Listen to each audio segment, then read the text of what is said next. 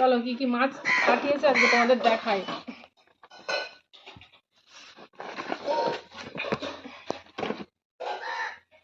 এইটা কি মাছ পাঠিয়েছে ফার্স্টে দেখি।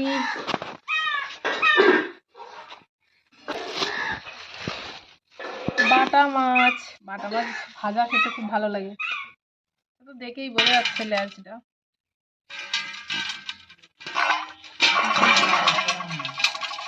এটা ভোলা মাছ,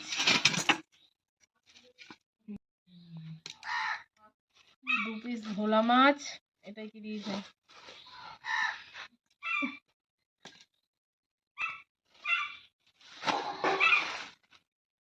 বাপ রে, এটা হচ্ছে আমেরিকান মাছ,